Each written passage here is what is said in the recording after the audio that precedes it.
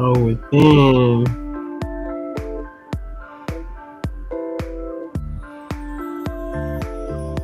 This should be good. The soul within.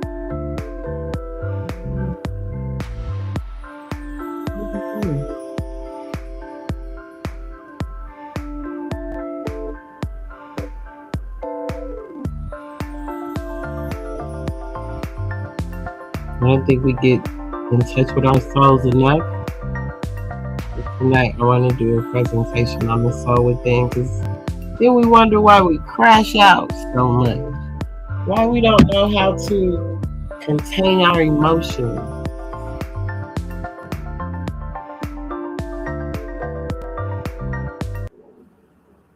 Why don't we know how to contain our emotions? Why do we act in the way we do? Is it that we're out of touch with our soul's essence? The soul is such an important aspect to understand within you. You may not understand it completely, but you got to know it's there. You got to know it's there. So, I wanted to talk about the soul within because with so much that's going on in the world today, we got to wonder a lot of times, even when people act in the way they do they have a soul? Or even if they have one, do they realize they have one and just not in tune with it? So we're going to get into it in just a minute.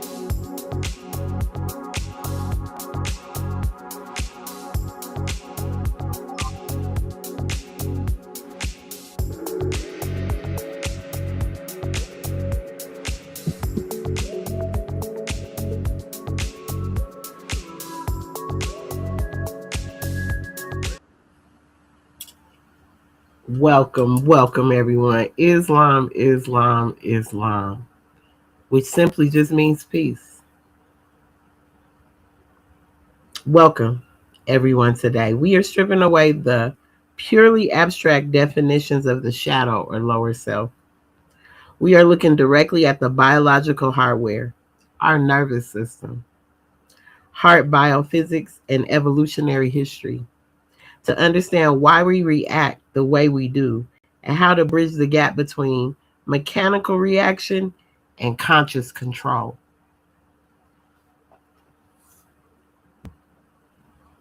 So that's what we will be diving into today. It's appropriate that I give honors to the Prophet Noble Drew Ali for all the wonderful works that he brought unto us, giving honors to all the prophets for all the wonderful works that they brought unto us. And they brought us some mighty works that even the Prophet Noble Drew Ali didn't have time to teach because he was already gone. He was only here for 5 good years. So nothing was ever taught people. Why people are always out here trying to tell someone they're wrong for this or they're wrong for that, but nobody has really been taught these lessons in its true form. Everybody's just used these lessons as their way to get over and actually take control and use their ego with the lessons. So anytime someone's making a mistake or not doing things in a proper order, everyone feels like they have the authority to come forth and say something when they don't even know. A lot of us don't. We've been lied to about everything. So nothing you're even doing is probably correct in its essence. So that's why I chose this for this evening's presentation, The Soul Within, because it's something we need to really understand how it the essence of it really works, and really what goes on inside of you with these chakra systems that align you with your nervous system, that all of it is the same thing and we don't even realize it. Always looking for a plug, but a lot of times we want to plug our plug in the wrong source. We want to put our connection into a source that's either weak or needs a band of people to wrap around it to hold it in. So a lot of times we use our ego through these lessons, and that's not what these lessons are for. They're not egotistical. The prophet wasn't. A noble man he was. And most people in the world today they're nowhere near noble. They'll put minister in front of their name. They'll do all these disrespectful things in the ways of the way these true prophets came to teach these lessons, or actually left the lessons for us. Even if that's all they did was leave these lessons for us. We're supposed to get in touch with our soul's essence, apply these lessons so that we can live the life that we claim we live. Everyone's so right. Yet, are you living the life in that way? Are you applying what you put in front of your name to your life? Because most people that come on these platforms that want to down someone based on what they're doing, or if they've done something incorrect, I haven't seen them do one type of community event. If they live in Atlanta, if they have any dealings in Atlanta, I ain't seen them at nothing that has to do with the community at large. Wherever they may be in this world. A lot of people like to come on social media just for a thrill, to get off. So that's why we're choosing the soul within tonight. We may not come so much out of the Quran, but there'll be times where I want to, because I know the prophet, he left these lessons.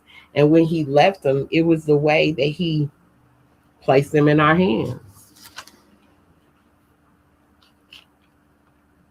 So I want to talk about the soul within.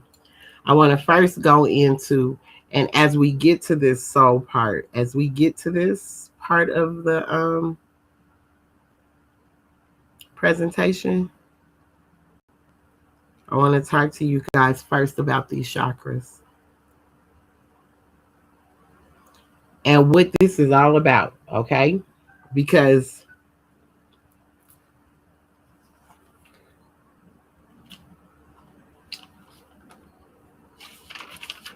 let's see.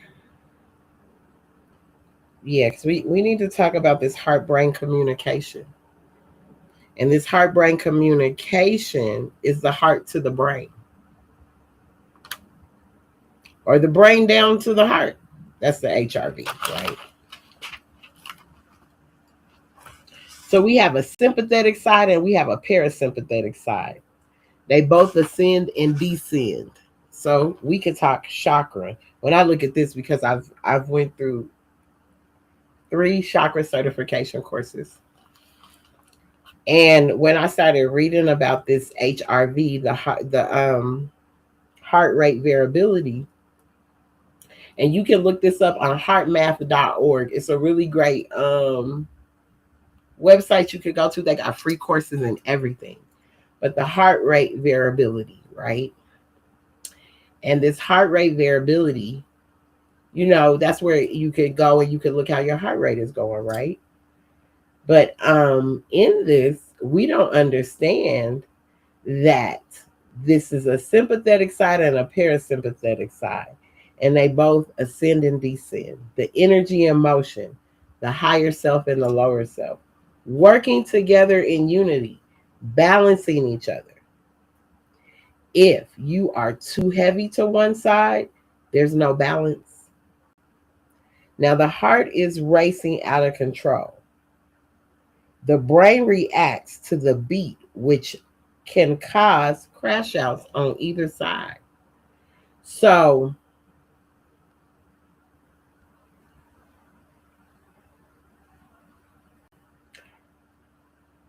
the heart is really communicating with the brain. That's why it says the heart to the brain communication. We be thinking it's the brain to the heart, but it's the heart to the brain.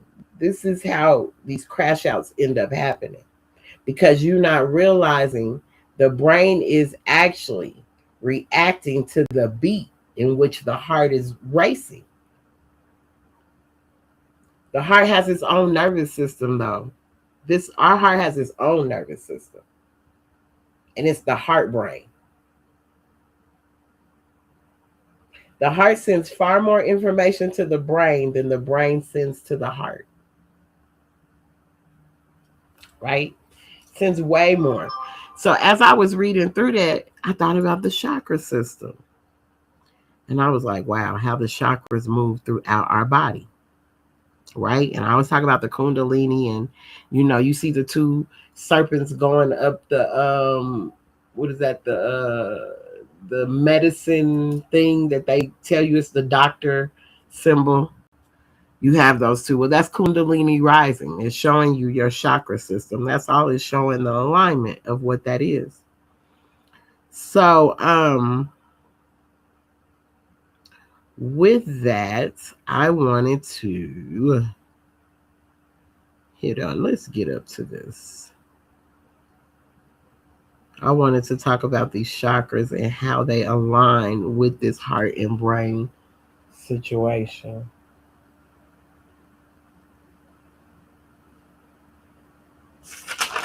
Because it's some deep questions that you can really go into and start saying, wow, how we operate. And is this why I be acting the way I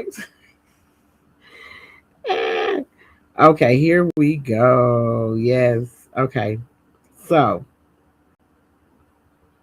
we're going to go to right here. All right. So the nervous system and the higher chakras.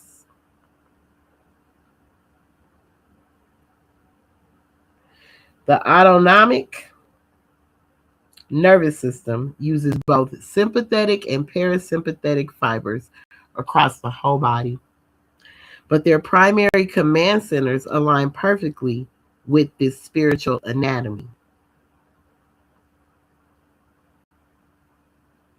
One, the throat chakra, the gateway of expression and calm. The vagus nerve, the absolute backbone of the parasympathetic system, exits the brainstem and immediately passes through the throat, branching into the nerves that control your vocal cords, swallowing, and speech. The connection. This is why your voice changes when you are scared or angry. Sympathetic takeover. Versus when you are calm and centered. Parasympathetic alignment. The throat chakra is literally where the calm energy of the higher self begins to express itself physically. The third eye and crown, the commander center. The higher brain centers, the hypothalamus and the brainstem, act as the master control switch for the parasympathetic nervous system. The oneness connection. When you enter deep meditation or prayer or a state of cosmic oneness, the crown third eye activation, your brain instantly fires a massive parasympathetic wave. It lowers your blood pressure, it slows your breath, and it signals total safety to the rest of the body.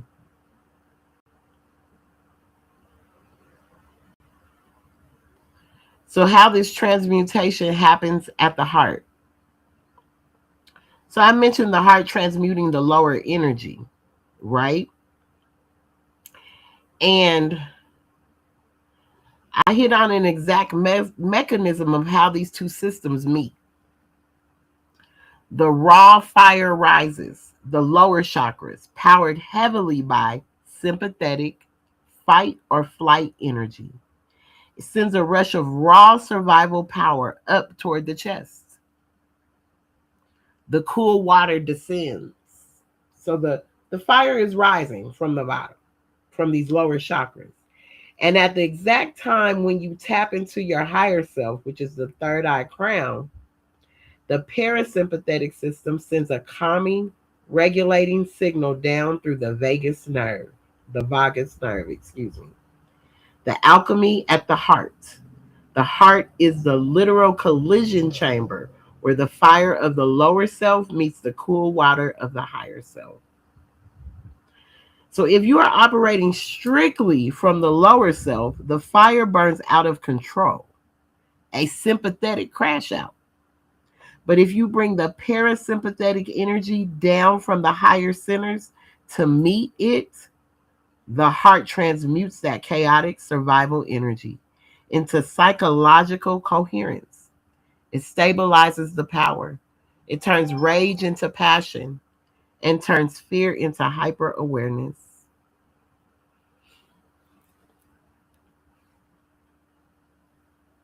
So we'll get angry. Like a situation just happened earlier.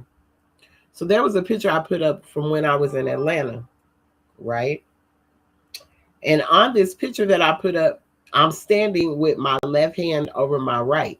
Now, when Blue was first taking the picture, my right hand was over my left. And he was like, "Ooh, take a picture like that." But I had already moved out of position. I was like, okay. And then realized my left hand was over my right. Well, some brother by the name of Minister Ka, that's his name, Minister Ka, which I really like the dude's work. You know what I'm saying? I probably will never follow him again or even deal with anything or support anything he's dealing with just based on the way he came at me. First, you came at me in a respectful manner, and all you had to do was say, when you said, well, why is your left hand over your right? And I explained to him what happened with the picture. He goes to post it, snapshots it, post it to his page, and then has a whole flying monkey ceremony with his cheerleaders in the chat saying everything about the picture. First of all, Minister Ka, I don't even know you like that, and you don't even know me. But it was very disrespectful in the way he came. So a sister called and told me, because people think that you don't know nobody. They just think because you're a nobody, or maybe because they're not a part of you, or you don't have a million followers, whatever the case may be with these people. Well, I get a phone call because I love my people and my people love me. It was disrespectful. And then there was a brother on there defending. And I left my number for Minister Ka, like, at any time you need to call me, because you're not putting nobody on Front Street if that's what you thought. Because first of all, I don't belong to a temple. Second of all, I'm out here doing my industrious work, because regardless if I belong to a Moorish Science temple or not, I'm still going to fall into the lines of the prophet, because I love the instructions he left. Has nothing to do with a group of people, whether they're cripping, they're blooding, whatever y'all out here doing. That has nothing to do with me, right? So when the person calls and they're telling me, and I'm like, well, that's fine, whatever. But it's just that it keeps going. So when I look at it, now my fire is rising. My fire is rising and I'm about to go off. But then I feel the cooling sensation coming from the top. And it's bringing me back to this presentation that I've been working on for the past 3 days about the soul within. The soul is it's so intriguing, and we'll never know it perfectly. It's a substance far too fine for these fleshly eyes to see. Yet it does something. Does some things to you. So, when I felt that going on, I was doing my best, because we are in retrograde right now. And in retrograde, things will try to tap into your soul's essence and have you acting up because you don't even know that that's where it's coming from. It's like a part of the subconsciousness. You'll see as we continue through this presentation. So we're going to get ready to go on and get into it.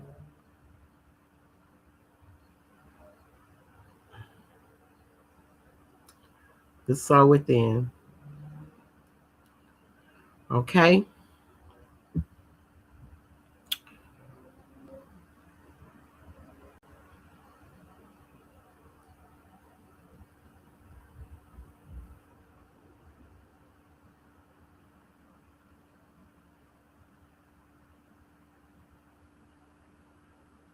The soul within.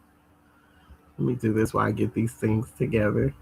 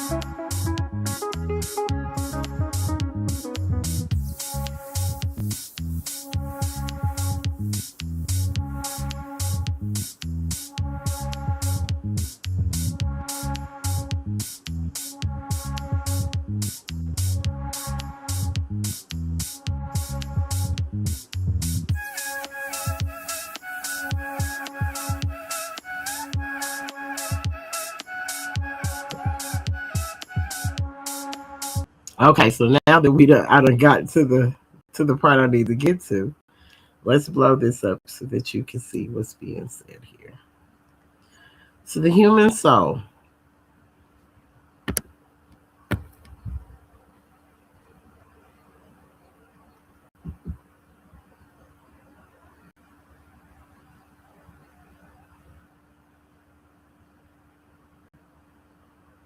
The human soul. For millennia, philosophers have pondered the soul as the seat of consciousness, identity, and moral being. Today, neuroscience offers a new lens, mapping the mind's architect to explore what makes us uniquely human. When ancient wisdom speaks of an inner essence, modern brain science reveals intricate networks of thought, emotion, and self awareness. Together, they invite a profound question. Is the soul a spiritual mystery, a neurological phenomenon, or both?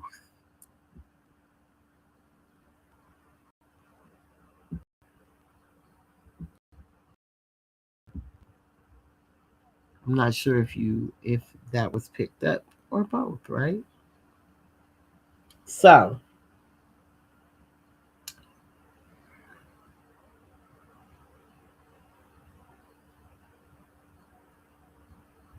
as I said, we're stripping away these purely abstract definitions of the shadow or lower self, and we are looking directly at the biological hardware, our nervous system, heart biophysics, and evolutionary history to understand why we react the way we do and how to bridge the gap between mechanical reaction and conscious control. To understand the lower self, we have to look at the physical architect of the human brain. Under the triune brain model, we navigate a constant internal negotiation, while our highly evolved neocortex allows us to reason.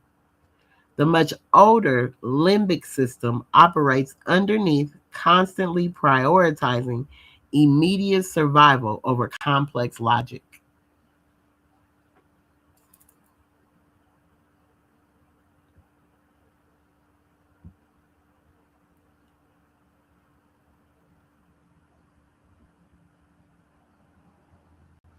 Beneath our conscious identity lies the shadow self, a reservoir of repressed desires, primal instincts, and darker impulses that psychology and ancient traditions both acknowledge as integral, excuse me, to the human soul.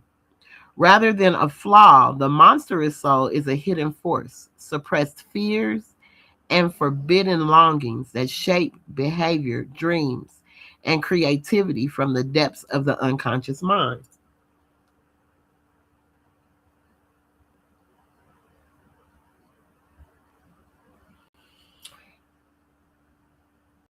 So when we're looking at that, this is so great because oh my goodness, today, well, I'll say it's been 2 days. I got my AO scan back up, right? So the AO scan is a frequency body scan. Well, it's a body scan. We'll see. How can I say this? It's a biofrequency device that will scan your inner voice and actually do a reading out to tell you what's going on inside of you, right? Love this thing. So when I did mine today, it was just amazing to see what it pulled up. Because what it does, it takes this inner voice, your inner voice. You're going to record for 10 seconds your inner voice. You can sound like the most happiest person in the world. Oh, my life is together. It's grand. It's this, it's that. Well, when this AO scan reads back your bio residence, it's going to tell you exactly what's off in you. And it's going to align with this chakra system. So I'm telling y'all need these scans. It'll help you with your alignment. It can give you a frequency tune up. It'll align you. And even if you're just starting on this journey, it's so many tools that can help you with alignment, help you tap into your soul's essence. You know what I'm saying? Help you get to where you want to be in this.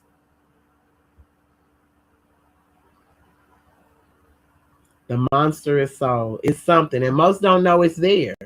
Most want to ignore this monstrous soul because it's really the subconscious when we're talking about this monstrous soul. The neurological bridge.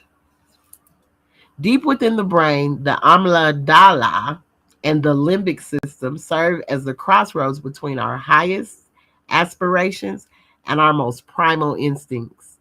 These ancient structures process fear, desire, and survival, the very seat of the monstrous soul. While the prefrontal cortex strives to impose reason and empathy, neuroscience reveals that our inner duality is not metaphor, but biology, two forces forever negotiating within a single mind. So even if we were to go into the Holy Quran, the Circle Seven, and he's talking to lamas, teaching them about truth, the meaning of truth. And he says to Lamas Brahmas, when he's teaching him the meaning of truth, let's go to that real quick. Are they reading the sacred books? No, he's teaching him the meaning of truth, isn't he? Let's see, is it the sacred books? No, that's Barada Areva.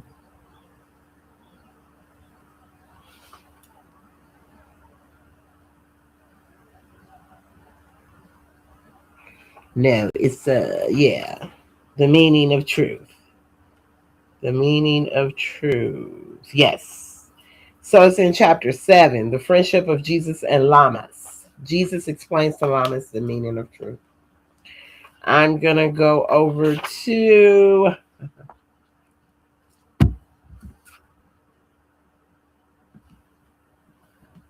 here. I'm going to go to 14. No, matter of fact, I'm going to go up to 8, and then I'm going to go down. So in chapter 7, the divine instructions from the Holy Prophet, instruction 8, all things that can be seen by human eyes are manifest of eyes, are not, and so must pass away. And so must pass away. The things we see are but reflexes just appearing, while the ethers vibrate so and so. And when conditions change, they disappear. The holy breath is truth, is that which was and is and evermore shall be. It cannot change nor pass away. Lama said, you answer well. Now what is man? And Jesus said, man is truth and falsehood strangely mixed. Man is the breath made flesh. So truth and falsehood are conjoined in him. And then they strive, and naught goes down, and man as truth abides. Remember, I was just telling you, as the fire rises, the cooling comes from the higher chakras. The cooling waters comes from the higher essence to cool down the fire. That's why the prophet said, I brought you resolution.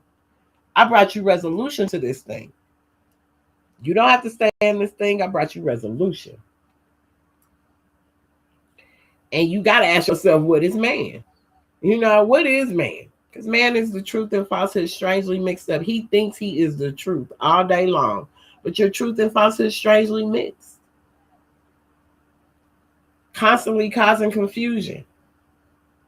Again, Lamas asked, what do you say of power? And Jesus said, it is a manifest. It is the result of force. It is but not. It is illusion, nothing more. Force cannot change, but power changes as the ethers change. Force is the will of Allah and is omnipotent, and power is the will and manifest directed by the breath. So the force is the will of Allah. Because I'm not in a temple, because I'm not connected to these people, don't mean that I still don't do my part. Charity starts at home. Do your industrious work, and then may the force be with you. The force is always with me. Whether I'm by myself doing this thing or whether I'm in a group of people doing it. The force is always with me because I understand that is so much illusion in the world with people in their so-called power, or because they place a name in the front or a title on the back. It does not make you any better than anyone because you have no force to make nothing better. Just constantly keeping it in confusion. So this is why the neurological bridge is important. The force. Because biology, two forces forever negotiating within a single mind.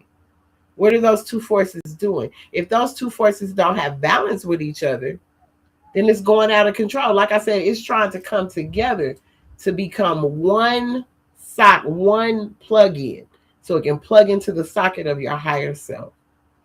But you're letting them two wires just go ballistically crazy and not come together and join together. That's why man is truth and falsehood strangely mixed up.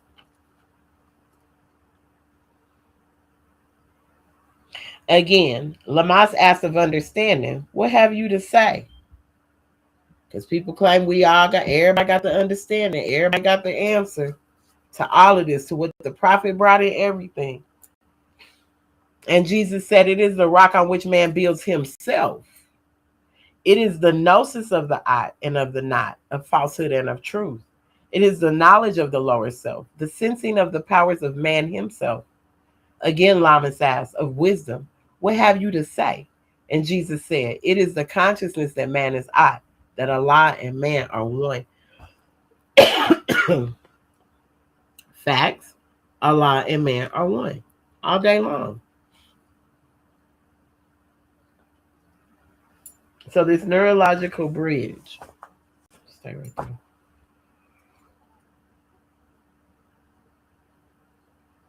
And we just did this slide where we talked about the neurological bridge.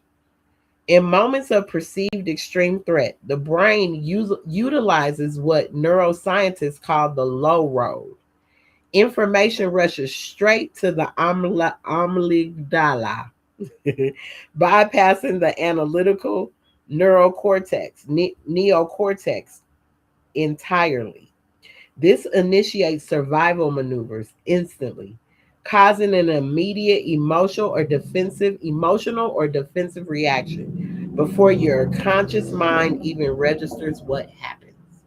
So as I was saying earlier, when the call came in about the brother, I was calm. I was like, it's cool. I'm not tripping off these folks. They're goofy. They're weird. A lot of these brothers out here, they're so out of touch with their feminine side that they don't realize that's all they're acting in is in their feminine when they're acting chaotic and always trying to make a point. But you're being very chaotic. You're not being directive. You're not being logical. Because if you were, you would be coming from a way that a gentleman or a man, a masculine, I'll say a divine masculine, because people take this masculine thing far. They think masculine is rah, rah, rah, and I got to be the biggest gang member and I got to be the toughest guy in the room. That's not divine masculine.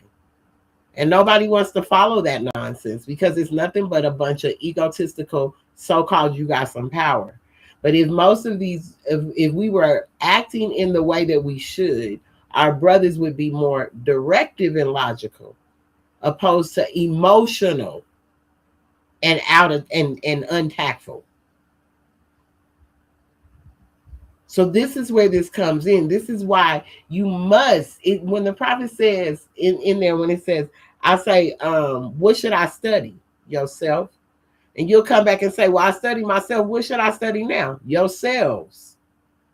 You got to study your higher self and your lower self. And you must know your lower self well, because that lower self is always in need of resolution. And the higher self always has the answer. The lower self just feels like it just wants to act out, because when it gets to the heart is that mountain, that pinnacle mountain on which the devil tempts Jesus. I just told you, it rises. It rises. Them three lower chakras rise up to that heart. The heart is then, it in the brain is tripping. The heart brain.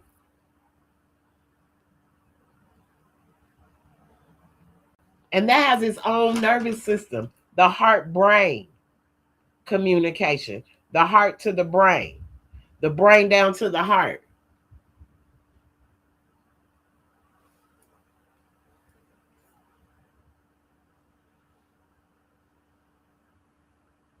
So we jump into survival mode when we feel like we're in a threat or something's going wrong. And you'll see this even with people when they think that someone's in the wrong for doing what they're doing. They're taking it as a threat. Now they're threatening you and they're coming at you in a threatful way, right? So these are survival maneuvers, causing an immediate emotional or defensive reaction before the conscious mind can even register what happened. I had to continue to register what was happening. I get that this is what's going on, but I'm not tripping off these brothers. I'm not tripping off these sisters. I'm not tripping off these brothers. Everyone for themselves. Because the prophet said, what I brought you could save a nation, save yourself. So it's all about you saving yourself, not you putting on a clown show for people because you want to be noticed. Save yourself and do the work that you need to do for yourself, because this is really where it's showing. Are you really tapped in? Because being tapped in is being tapped into the soul's essence. Being tapped in ain't just about you and you got the knowledge because a download came to you last night. Being tapped in is being tapped into your soul's essence. Even understanding what love is, truth, peace, freedom, and justice, really what those principles really mean, because you must live those principles. You can't just speak them out your mouth. And I don't know if this brother belongs to a temple or what he is, but minister is in front of his name. So if minister is in front of your name, then I'm expecting that you act in a certain way, or that you're applying whatever teachings that you're giving.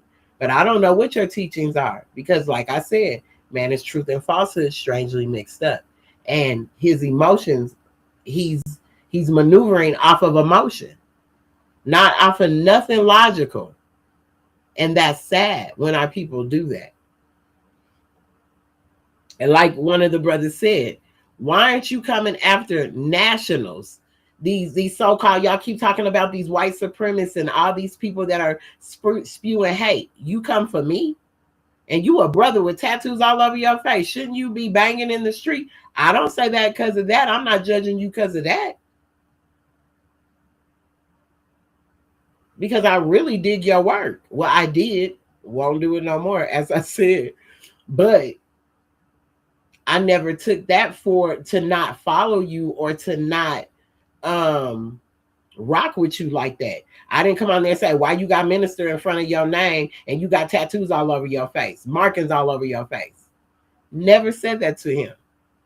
I just listen to the information and he gives great information. So that's why people don't want to be dealing in the temples. That's why people don't even want to associate themselves with any group anymore. Most would rather just stand on their own and do the work that they know to do. Mine is to help my posterity. I don't know what you're doing yours for. But I have children out here that will be here long after I'm gone, and grandchildren too.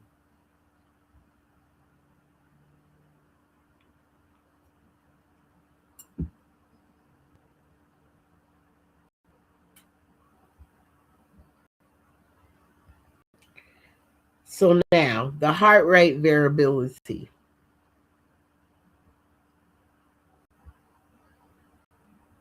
Embrace your whole self now. Embrace your whole self. So, mastering the craft. Finding divinity in serving and connecting deeply with others. The chair becomes a sanctuary, a confessional, and a classroom, a sacred space for gathering the raw materials of human stories and energy.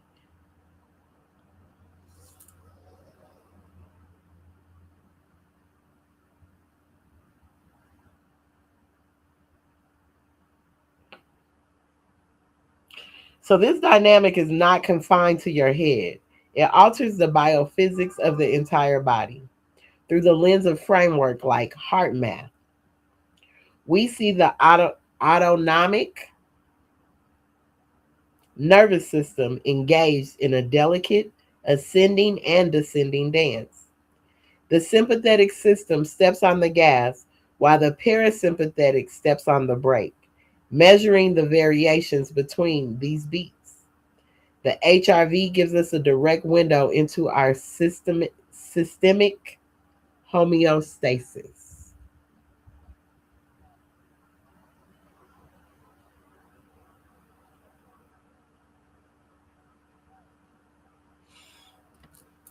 So this chair, I've been a hairstylist for over 35 years, right?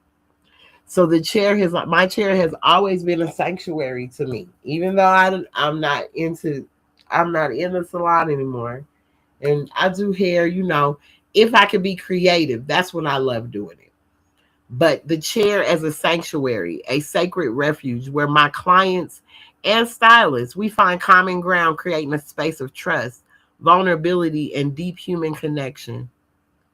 A confessional and classroom is one. Stories are shared, secrets are revealed, and every session becomes a lesson in empathy, craft, and the raw beauty of human experience.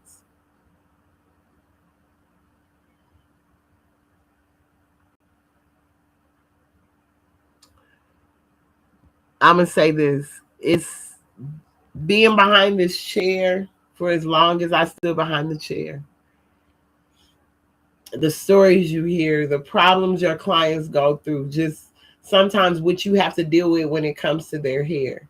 You're dealing with your own thing too, but you got to compose yourself and you got to take you out of it, because right now it's about them.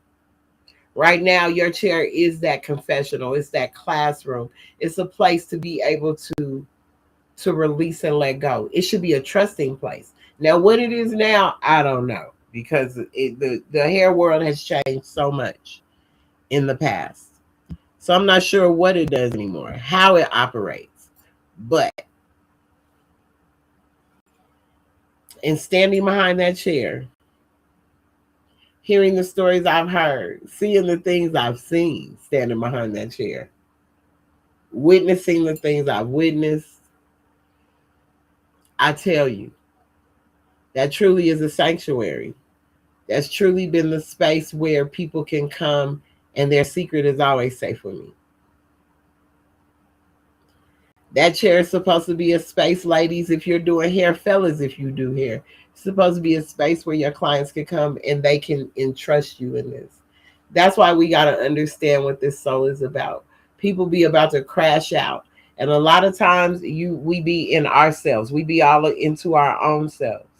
And so the sympathetic side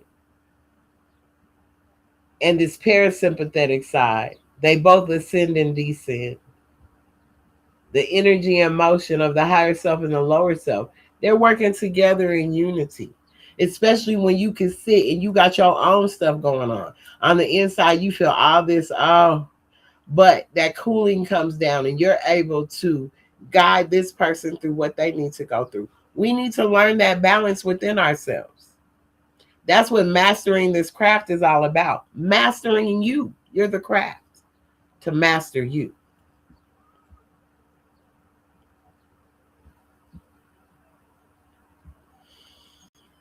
The crucible of sovereignty and breaking the mold.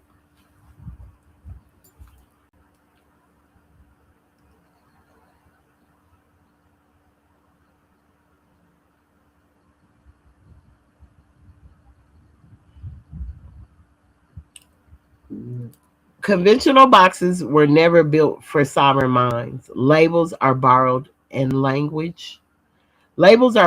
language. Constraints dressed as identity. To break away is not rebellion, it is remembrance.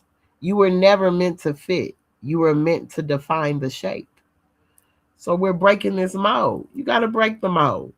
You were never meant to fit in. I was never meant to fit in. I've fallen so in love with that. Even though sometimes it is hard for me to deal with it, I'm falling more and more in love with that. I was never meant to fit in. I was meant to define the shape. To break away from all of these things I broke away from. Standing behind the chair, dealing in the temples, allowing people to run over me, mistreat me. It's not rebellion, it's remembrance. I'm remembering who I am, the goddess I am, what I stand for, how I move. That's what I'm remembering.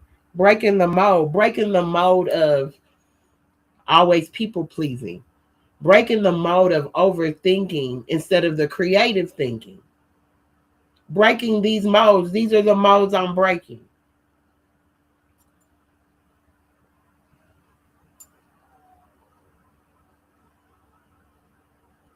Why do we possess internal hardware capable of such disruptive escalation?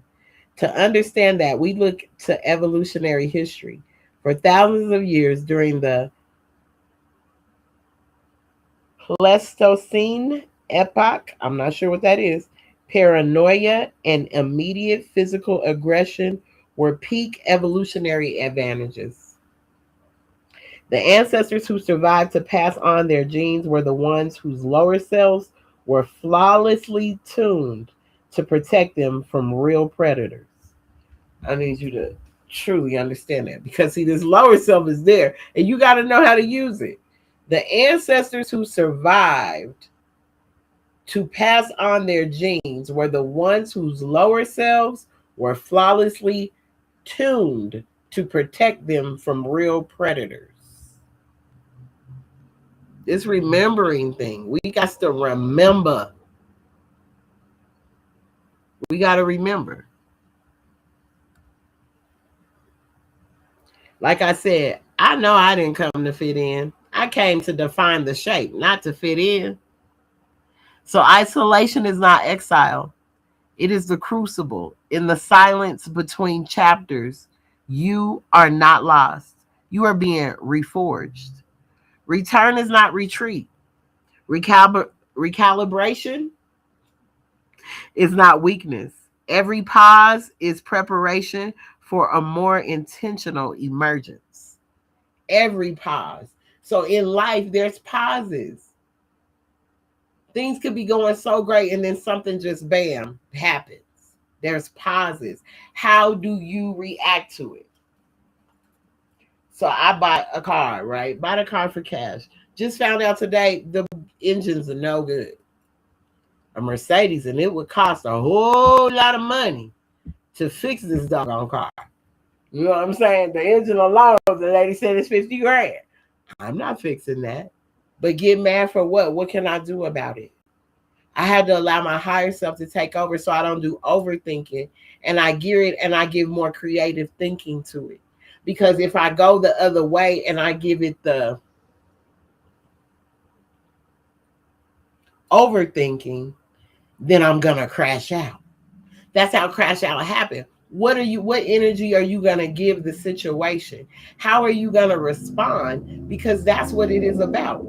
The response to what happens. So this quiet strength, when I tell y'all, when I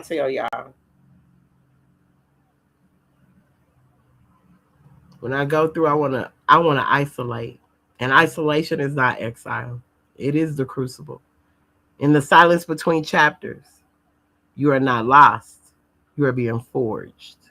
Return is not retreat. Recalibration is not weakness. Every pause is preparation for a more intentional emergence. So this is a pause right now. So now I'm like, back to no vehicle. Okay. But it's just a pause. I'm not going to react in it to where it's going to affect me, and now I'm overthinking, I'm angry. Now my nervous system is tripping. My nervous system. And then my heart brain has its own nervous system. It's an intrinsic nervous system. So not only is the nerves in I'm tripping because it's like my chakras is all, but I realizing that not only that, but that heart brain where that soul's essence is has its nervous system. And now I got that mug tripping too.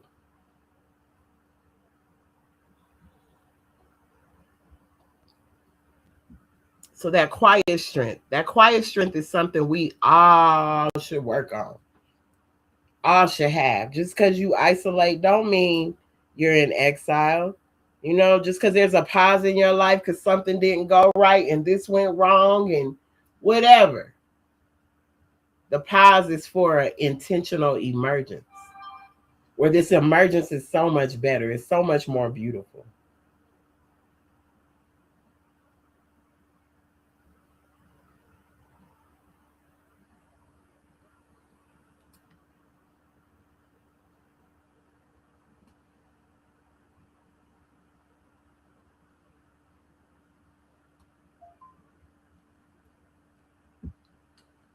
11. The absolute autonomy. Your narrative belongs to no one else. Your identity is not a committee decision. Your name carries the weight of every fire you walk through and emerged from. And emerged from. Sovereign. Declare it. Own it. Let no one rewrite what you have authored in fire. Remember, you're authoring that. That fire essence is those lower chakras. Reaching to the heart. Reaching up. Wanting you to have resolution for whatever's going on in these lower chakras. The hurt, the pain, the trauma. Learning to let it go so that your higher essence and your lower self can marry each other and they can balance each other. So it's not so much masculine coming out of you or so much feminine coming out of you, and you don't even know which one you're operating in. You think because there's something in between your legs that makes you masculine. But 9 times out of 10, a lot of times you're operating in your feminine. So the digital crown and community legacy. Because I say you should leave one. Right? You should leave one. Leave a legacy, even if you don't have no children. If you just want to leave it to your homeboys, leave a legacy of some type, but create you a digital crown and community legacy that could continue on. Instead of complaining about what others are doing and constantly looking, why don't we just start where the problem is with us? We're still socially, economically, religiously, politically jacked up. We don't even realize that. We don't see where we're enslaved at. We don't see it. We think because we could come on social media and because, oh yeah, Abraham Lincoln took the chains off of you, but they didn't take them from your brains because you're still operating in an enslaved way. It's not doing anything for the communities at large or the collective, if that's what you want to call it. It's not doing anything but keeping confusion and strife up and things that you know what I'm saying? We should be moving in love. We should be teaching each other how to move in love, not constantly trying to figure out how we're belittling one another. But this same brother ain't went to tell, what's her name, Young Miami or whoever the lady is, how bad that song affects the children. Or why don't you go talk to her about that? You worried about my left hand being over my right hand. We be worried about the wrong things. Well, what are we doing? Where is our community legacy at?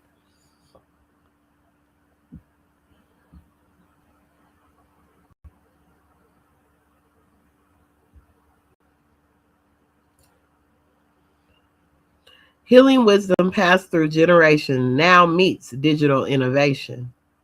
The apothecary lives online. The ritual finds new rhythm in entrepreneurial spaces built with intention. We honor the root while reacting for the signal, while reaching for the signal, excuse me. So we got to bridge this. I'm telling you, and this all has to do with your soul within because the souls have to come together. Those souls that really mean good for humanity, that are really looking to be good for humanity because love can only live here. If you're keeping up strife and confusion, you're not going to last. You're going to pick something, you're going to pick an argument and fight with the right one. And then that's going to be the all, what is it called? The end all be all. Because spirit, the energy of the spirit realm is taking this over. There's no way you can harm me with your words. Your words don't hurt my feelings because I understand you're operating on a lower frequency. You're operating on a lower realm. You're in the earth realm. That's the only place you can operate on. So that's where a bunch of confusion goes on. So I honor my roots while reaching for the signal.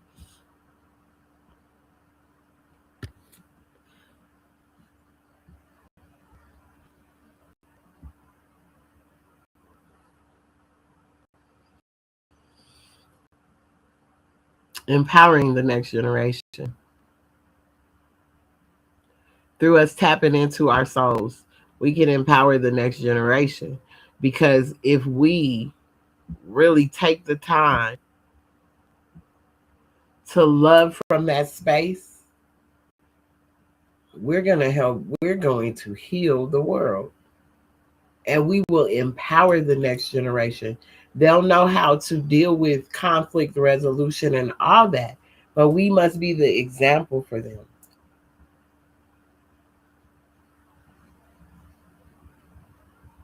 We got to be the example for them.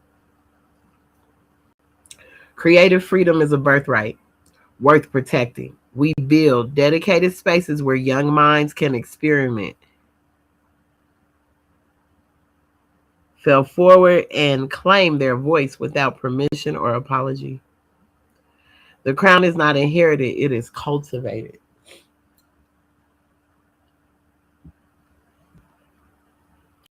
It is cultivated. We have to empower this next generation.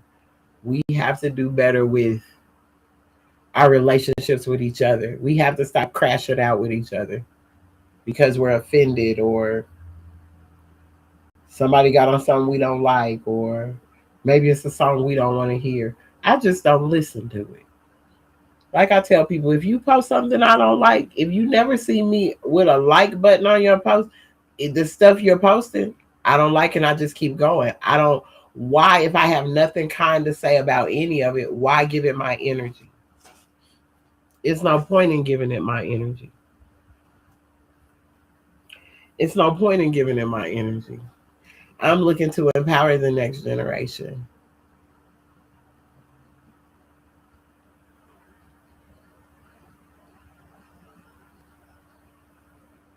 I'm looking to be that bridge that is there when things need to come together, a bridge that can be crossed.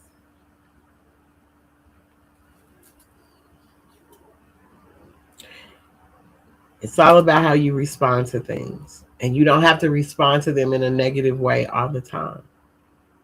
Take the time sometimes just to pull your brother or sister aside. Have a conversation with them in a more professional way or a more respectful way. And I promise you, you'll probably find out some things that can help both of y'all build together. That would bring some positivity to what you're doing. And not only what that other person is doing, you can bring positivity to that. But no, everyone wants to operate in a space of selfishness instead of selflessness. It's enough work for all to do. The prophet said it. It's enough work for all to do. It really is. Find out where you fit into the puzzle, where you fit into this. Because we're never going to make it out here fighting amongst each other. As the world continues to turn, as the world turns, as it says, it continues to turn, and we continue to mess ourselves up in the process. We do.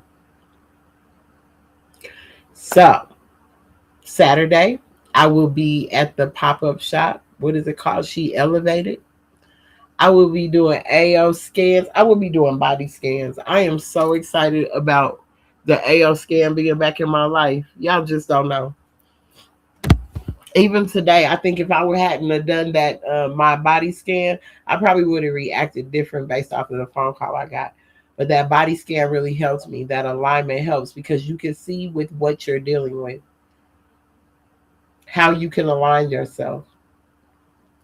And if you want to get you a mini scan so you can kind of see where you're off balance, what you can balance, you can reach out to me. They're $35 for the mini scan. I'll be doing them on Saturday. If you're in the area, come out to the pop-up shop. I'm sure it's going to be live. It's going to be nice. It is women entrepreneurs celebrating them, I believe. But definitely look out for where we will be. You know, the Sovereign Alchemists in the house. We will be vending all of our amazing herbs from our apothecary. We have these body scents are everything, the male and the female. They're straight out of Morocco. Loving them. About to work on some new hair butters, infusing them with some things for more hair growth, more working on another oil that's going to come out. Still give us space if you guys, I want you guys to follow us on Instagram, giveusSpace.org. It is a space program for children. It's our nonprofit, and we really want to get it off the ground. So by January, it can definitely be doing what it needs to do for the children. That's why I say, you know, when we tap into these things, learning to balance ourselves will help in building a better world. It will help us in building a better world for our posterities, which is the generations to come. You got more years behind you than you do in front of you. So what are you doing today? What are you doing today to add to and to help in furthering along the love vibration that's going on? Not the hate vibration, not the entitlement vibration, not the I'm judging you vibration, but this vibration of love that we all need to connect with in a better way. We all need to work on that. I even say it for myself. We all need to work on it. So I just wanted to come on today um, to talk about the soul within, how we really tap into it, what we can really do to be better so that we're not crashing out every time somebody says something to us or when we feel offended or any of that. We can really learn through we can learn through nature. I always say that. You can learn through nature how to love. Nature ain't outside fighting. The bumblebee ain't mad at the wasp because his stripes are skinnier or because his stinger hurts more. They're just out there pollinating together. They ain't tripping with each other. But we will take the littlest thing and make a big deal out of it. And for what? What has it gotten us? And what is it doing for us? Not bringing us together. Constantly being the mirror that we see. When you see the war in the world, look in the mirror, it's you. Whatever's going on the outside is going on within the people. As above, so below, as within, so without. That's as a whole, not just even as you. So we have to definitely learn to be more patient with ourselves because that's what it starts with. If you can learn to be more patient with yourself, then you that will happen with others. But the way you react and come off to others is the way you really are with you. That means you haven't taken no time out to really sit with you. You haven't taken no time out to really love on yourself. And your reactions and your soul's actions definitely show. Definitely show. The Soul of Man before we leave. I could read that chapter a million times. I can read that chapter a million times. No, how about know thyself? Let's end with know thyself. That's a good one. The Divine Instructions from the Holy Prophet, chapter 36. Holy Instructions from the Prophet, know thyself. Weak and ignorant as thou art, O man, humble as thou oughtest to be, as you ought to be. O child of the dust, wouldst thou raise thy thoughts to infinite wisdom? Wouldst thou see omnipotence displayed before thee? Contemplate thy frame,